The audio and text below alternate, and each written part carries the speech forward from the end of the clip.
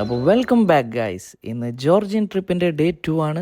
Full adventures and ride നിറഞ്ഞ ഒരു full power video ആണ്. അപ്പോൾ വീഡിയോയിലോട്ട് പോവാം. ഗൊദോരി മൗണ്ടെയ്ൻസിലോട്ടാണ് ഇന്ന് നമ്മുടെ യാത്ര തുടങ്ങുന്നത്. ഗൊദോരി എത്തും മുന്നേ 2 മെയിൻ ടൂറിസ്റ്റ് സ്പോട്ടാണ് നമുക്കുള്ളത്: സിൻവാലി റിസർവോയർ ആൻഡ് അനനൂരി കാസൽ. ഫസ്റ്റ് സ്പോട്ടായ സിൻവാലി റിസർവോയറിലോട്ട് എത്തി നമ്മൾ. ഡ്രോൺ വ്യൂ അടിപൊളിയായിരുന്നു ഇവിടെ. ആക്ച്വലി ഭയങ്കര ഭംഗിയായിരുന്നു നമുക്കത് കാണാൻ.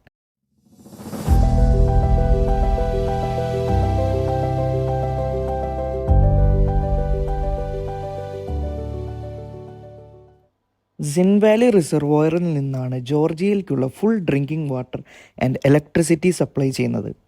പിന്നെ റഷ്യയിൽ നിന്ന് ജോർജിയയിൽ നിന്നും ഇമ്പോർട്ടും എക്സ്പോർട്ടും നടക്കുന്ന മെയിൻ റൂട്ടാണ് നമ്മൾ യാത്ര ചെയ്യുന്നത്. സോ വളരെ നേരത്തെ തന്നെ ഇറങ്ങാനായിട്ട് നമ്മൾ ശ്രദ്ധിക്കണം. ട്രാഫിക് നല്ലോണം ഉണ്ടാവാൻ ചാൻസ് ഉള്ള ഏരിയയാണിത്. ഒരു അരമണിക്കൂർ യാത്രയ്ക്ക് ശേഷം നമ്മൾ അനനൂരി കാസലിലെത്തി.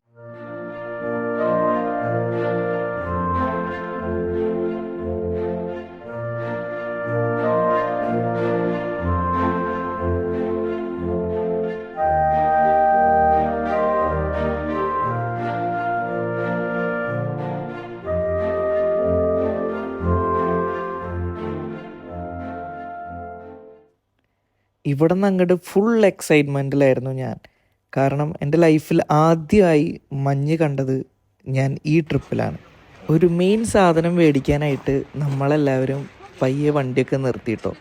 അതെന്താണെന്ന് വെച്ച് കഴിഞ്ഞാൽ അവിടെ തന്നെ വാറ്റിയെടുക്കുന്ന ഒരു മെയിൻ സാധനമുണ്ട്. അതിൻ്റെ പേരാണ് ചാച്ച.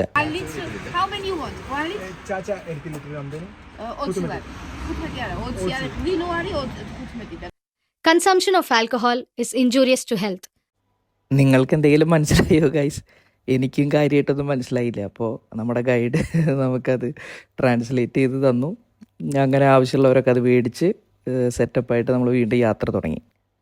ഇനിയൊരു റൈഡിനായിട്ടാണ് നമ്മൾ പോകുന്നത്. റാഫ്റ്റിംഗ് ആയിരുന്നു അവിടെ ഉണ്ടായിരുന്ന ഒരു റൈഡ്. അപ്പോൾ നമുക്ക് അതിൻ്റെ വിശേഷങ്ങൾ കാണാം.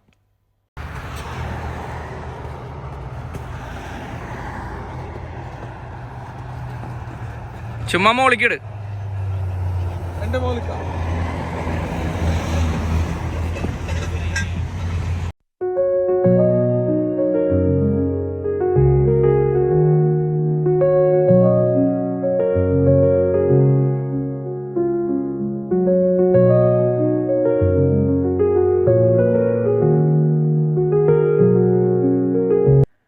അങ്ങനെ നമ്മൾ റാഫ്റ്റിംഗ് ചെയ്യാനായിട്ട് അവിടുത്തെ ഇൻസ്ട്രക്ടറിൻ്റെ അടുത്തെത്തി.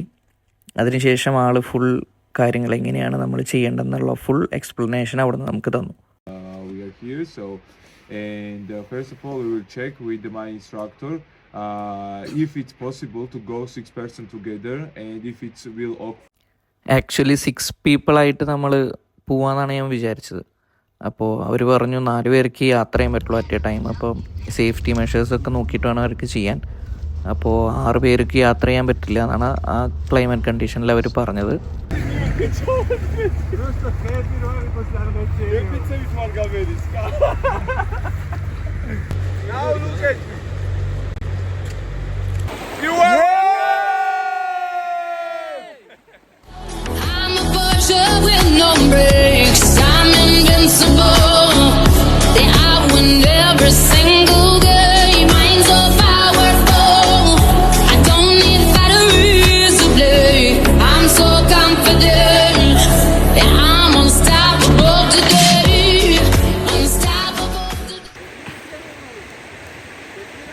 അങ്ങനെ റാഫ്റ്റിങ്ങിന് ശേഷം നമ്മൾ ഗൊദോരി മൗണ്ടെയ്ൻസിലേക്ക് യാത്ര തുടങ്ങി. അതുപോലെ ഗൊദോരി മൗണ്ടെയ്ൻസിൽ കാണപ്പെടുന്നത് ഹൈ ക്വാളിറ്റി പൗഡേർഡ് സ്നോ ആണ്. അത് നമുക്ക് ഈ സ്കീയിങ് അതേപോലെ സ്നോ ബോർഡിങ് ഇതിനൊക്കെ പറ്റിയ സ്നോ ആണ് അവിടെയുള്ളത്. പിന്നെ ഗൊദോരി പാരാഗ്ലൈഡിങ്ങിന് പേര് കേട്ടിട്ടുള്ള ഒരു മൗണ്ടെയിൻ കൂടെയാണ്. അതുപോലെ തന്നെ ഏറ്റവും ഡേഞ്ചറസും ആണ്.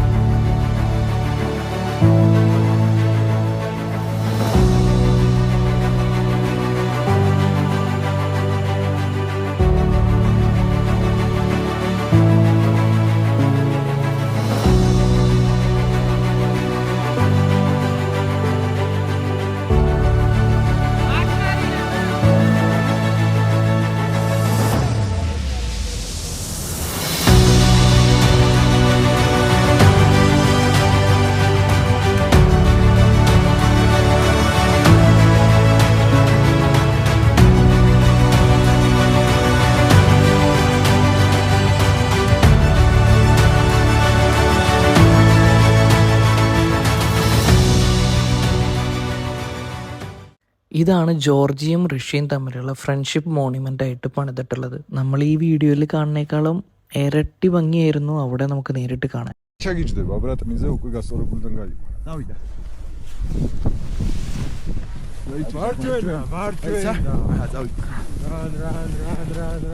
ഇതൊരു രക്ഷയില്ലാത്ത എക്സ്പീരിയൻസ് ആയിരുന്നു. എല്ലാവരും പോവാണെങ്കിൽ മസ്റ്റായിട്ടും ട്രൈ ചെയ്യണം.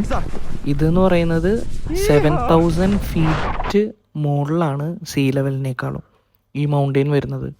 എൻ്റെ ഫസ്റ്റ് അറ്റംപ്റ്റ് ആക്ച്വലി ഫെയിലായിരുന്നു. ഭാഗ്യത്തിനെ രക്ഷപ്പെട്ട് രണ്ടാമത് ഞാൻ വീണ്ടും ട്രൈ ചെയ്തിട്ടാണ് അത് അറ്റംപ്റ്റ് ക്ലിയർ ആയത്. but strong, gotta move on. You're not a bakery of life. Equip my soul, find the real gold.